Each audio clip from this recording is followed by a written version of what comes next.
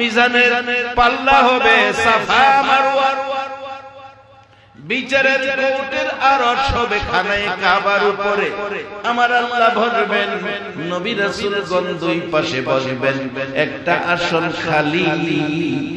ও নবীর উম্মতেরা, আপনার আমার নবী কাঁদতে কাঁদতে আরশের নিচে আসবে, আয়েশা ডাকবে মাবুদ 63 বছর জিন্দেগি দুনিয়ায় কাঁদছি গো, হাজার হাজার বছর মদিনায় শুইয়া কাঁদছি, হাসরের মাঠে কান্দি, আমারে আর কত কান্দাইবা? জবাব দেন নবী কার জন্য কাঁদতেছে? আমার আল্লাহ বলবেন বন্ধু আর কেঁদো না, তোমার চোখের পানি আর আমি সহ্য করতে পারি। বন্ধু গো কেঁদো না, আর কাঁদতে হবে না, তুমি যা বলবা তাই আমি আজকের দিনে শুনবো। আমার নবী বলবেন যদি শুনো অনুমতি দাও, একটা দাবি করব। কি দাবি রে বন্ধু? মাবুদ রে, দুনিয়ায় ভূমিষ্ঠ হয়ে একটা দিন বাবা দেখলাম না, বাবার ব্যথা অন্তরে বিনিময় নিলাম না, বিনিময় চাইলাম না। 6 বছর বয়সে মা হারাইলাম, বিনিময় চাইলাম না, বিনিময় নিলাম না। 8 বছর পার হয়ে গেল, দাদার বুকে ঘুমাইতাম, দাদা দূর করতো, দাদারা দূরে, দাদার মায়ায় সব ব্যথা ভুলে গিয়েছিলাম, দাদা হারাইয়া কাঁদছি, ব্যথা অন্তরে বিনিময় নিলাম না, বিনিময় চাইলাম না। চাচার কাছে লালিত পালিত, চাচা মৃত্যুবরণ করলো, বিনিময় চাইলাম না, বিনিময় নিলাম না। উহুদের জমিন, উহুদের জমিনে মারতে মারতে দান দান শহীদ করে দিলে, বিনিময় নিলাম না, বিনিময় চাইলাম না। তাইফের জমিনের যুবকেরা গো, ও মাবুদ তাইফের জমিনের যুবকেরা আমার কোন দোষে মারলো? একবার নয়, দুইবার নয়, 3 বার করে বেহুশ করেছে, সাদা জামা করেছে, পরিচয় দেওয়ার মতো না। মাবুদ ওই মাইরের বিনিময় চাইলাম না, বিনিময় নিলাম না। রক্ত মুবারক সহ জামাটা তোমার কাছে জমা রাখলাম, এই সবগুলোর বিনিময় আজকের দিনে তোমার কাছে দাবি করলাম। আমার এই সবগুলো দুঃখ ব্যথা কষ্টের বিনিময় আমার গুনাহগার উম্মতের মাফ করে দাও। আরে দয়ালু নবী প্রেমের ছবি আর আনবে না জগতে, আমার দয়ালু নবী প্রেমের ছবি আর আসবে না।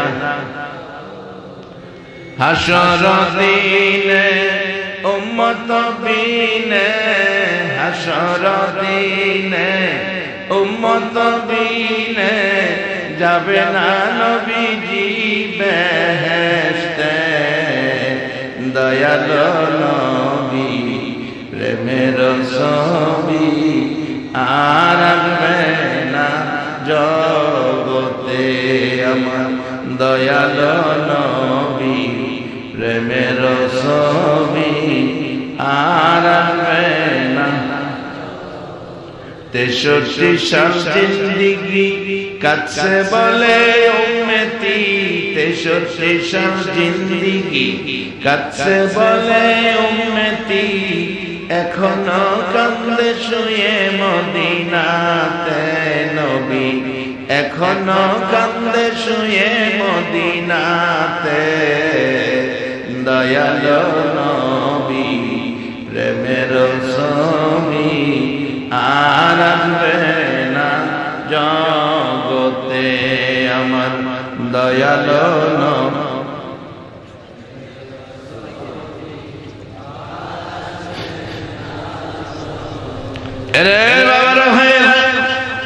আমার নবীর এই দাবি আপনাদের মতো উম্মতের জন্য নবী করব।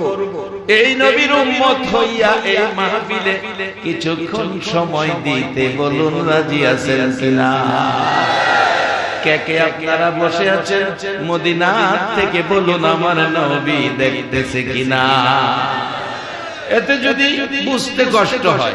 এখন বিজ্ঞান, মোবাইল বাদ দিলাম, মোবাইল বাদ দিলাম, আবার পৃথিবীতে আরেকটা বিজ্ঞান সিস্টেম বের করছে, এটা বলে সিসি ক্যামেরা।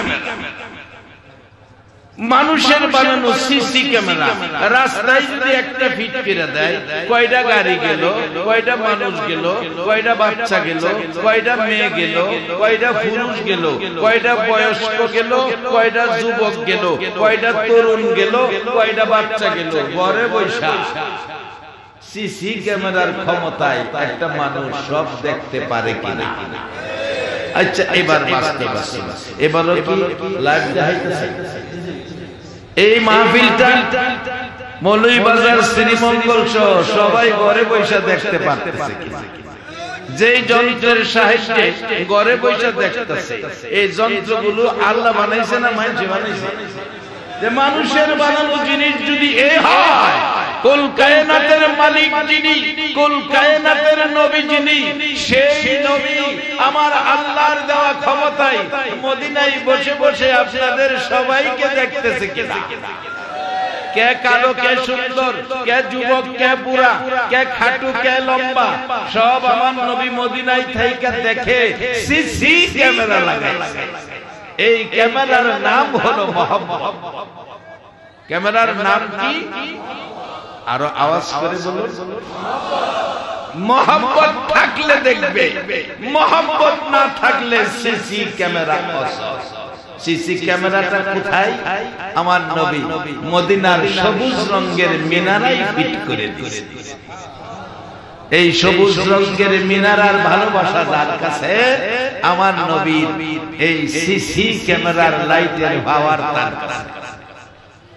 বাবারা, ভাইয়েরা, আমার আল্লাহর দরবারে আপনাদের মতো উম্মতের দাবি করলেন সকল মায়ের দুঃখ ব্যথা কষ্ট, এমন কি তাইফের জমিনের রক্ত মোবারক লাগানো সাদা জামা সহ আমার আল্লাহ জবাব দিবেন হাসরের দিন।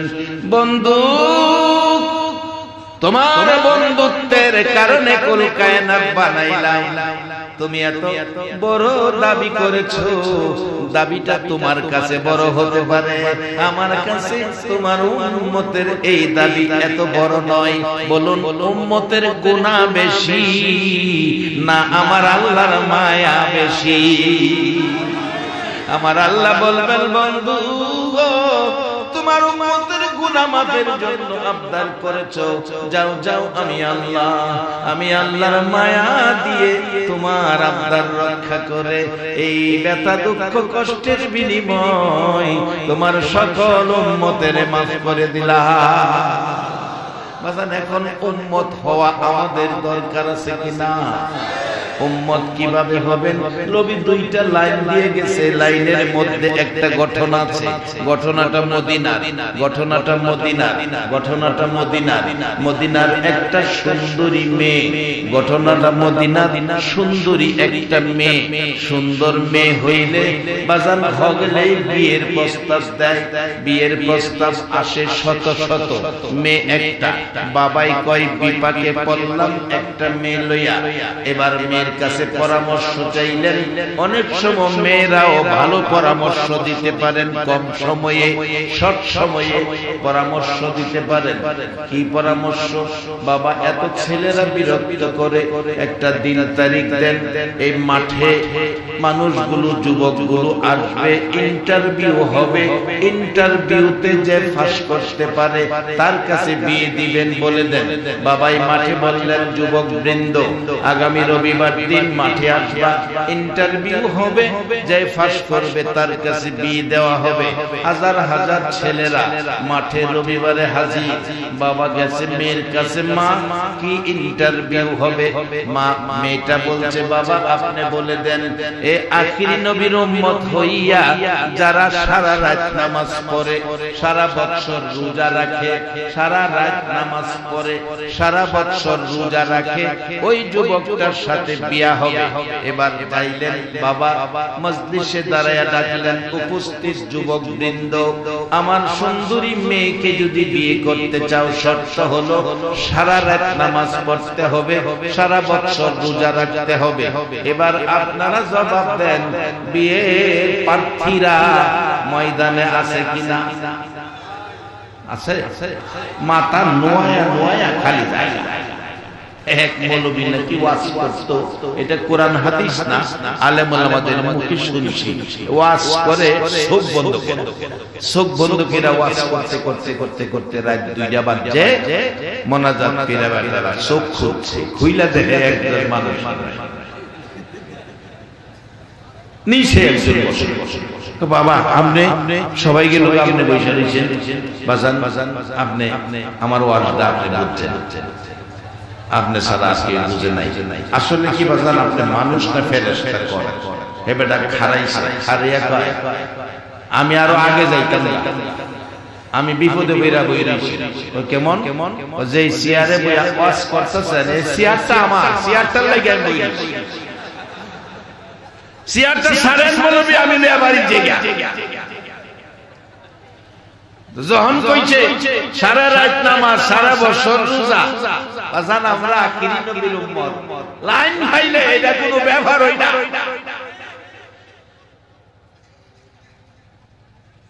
একটা যুবক বইরেছে, আমি আখিরি নবীর উম্মত, আমি লাইন পাইছি, আমি যাইতাম না, নবী লাইন দিয়ে গেছে। মেয়ের বাবা দিগা, এই তুমি বই রইলা সব গেল গা, তুমি কি এই প্রস্তাবে রাজি আছো? ভাইজি জি আমি রাজি। সারা রাত নামাজ পড়বা? ভাইজি। সারা বছর রোজা রাখবা? ভাইজি। তখন শর্ত তো বিয়া দিতে হয়, বিয়া দিয়ে দিয়েছে।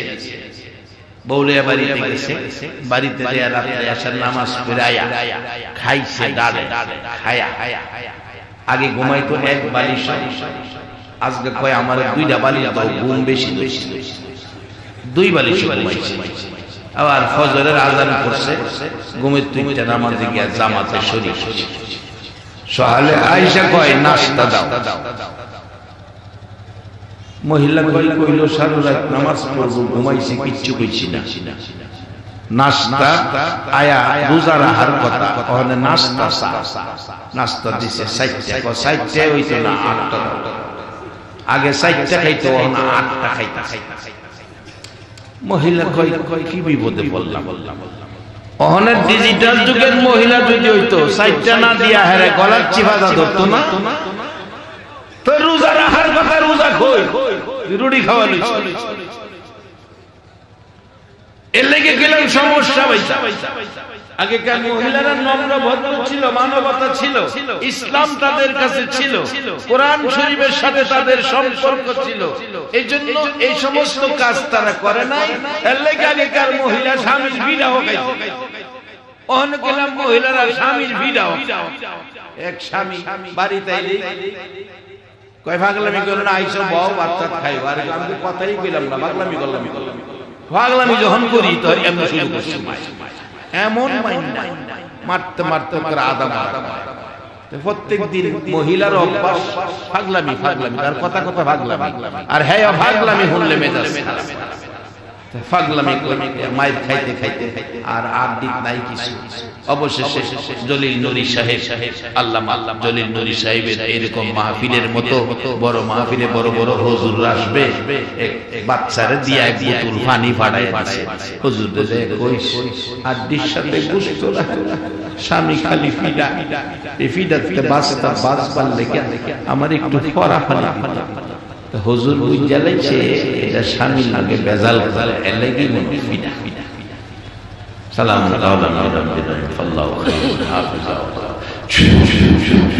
নাও বাবু, এই মেয়েটারে কইও যখন স্বামী ফিডা দিবা বাপ ধরে আইলে এই বোতলের পানিতে 1 কুলি পানি মুহ লইয়া বয়ে থাকে। এর মেজাজ ঠান্ডা না হওয়া পর্যন্ত যাতে পানিটা না পায়। বাড়িতে আইছে স্বামী, ভাত হইছে, খাওন যাইব, কই তো পাগলামি শুরু করছে। অহনতর এত বিড়া খাইয়া পাগল পাতা গেছে আজগার হাতে বিড়াইতাম না লাডিয়া এই বেডি কয় আমি না হুজুরের পরামর্শ আনছি জলিল জলিল সাহেবের মতো আল্লাহ ওয়ালা মহল্লায় এরকম উপকার মানুষের করে আর আল্লাহ ওয়ালা নাইবে নবী আলেমুল আমাদের কাজই তো এটা তাড়াতাড়ি বুতুলে ভালি মহলে আসন দিয়ে বসে মাথা নয় স্বামী কয় বাদ দে ওহন দেয়ার পাগল পাগল কথা কি কেমনে মোহর ভিতরে কি ঘুমায় গেছে মোহ পানি থাকলে কথা কম যাইব লাড়ি লইছে মানে পাগলামি আজগা তোর বাইক ফিডাইয়া সামরাজ এই যে কইতাছে কথা লাড়ি দা গোতা মাথা কথা কথা এই যে দাগ খাইতাছে কথা আধা ঘন্টা ঘন্টা ঘন্টা হ্যাঁ তো মানুষ আধা ঘন্টা কথা কয় না রে এটা মনে হয় সাইজে এটা আর মারুন যেত ফিডের মধ্যে বোন তোর ভুল মারছি আর তোর মাথা শুয়া কসম খাইলাম জীবনে তোর গায়ে আর হাত দিতাম কসম খাইছি আর একটা কথা তুই কর মুহূর্তে পানি ভালাইয়া লাভটা হারিয়ে গেছে হারিয়ে গো বাচ্চা গেছি এমনে বাচ্চা গেছি না গো হিসাব হিসাবের পানি ভরা দিয়া বাচ্চা গেছে মাগো পাঁচবার লাইন আছে এই পানির লগে কোরআনের অংশ আছে নবী এই কোরআনটা দিবার লাগিয়া উম্মতের হাত 63 বছর জিন্দেগি কষ্ট করছে অহন নবী যাইবগা এই দায়িত্ব আলেম ওলামাদের ওলি আল্লাহদের কাছে নবী রাইখা গেছে বলতেছিলাম এই ওলি আল্লাহদের দায়িত্ব হলো এইভাবে আপনারা আসবেন এক একটা মাহফিল থেকে এক একটা কথা যদি ব্যবহার করে নিজের জাহান্নামে যাওয়ার রূপগুলি দূর করে জান্নাতে যাওয়ার রূপ মুক্ত হতে পারেন এক একটা কথা আমল করে তাহলে জলিল নুরি সাহেবের এই আয়োজিত কষ্টের মাহফিল সার্থক হয়ে যাবে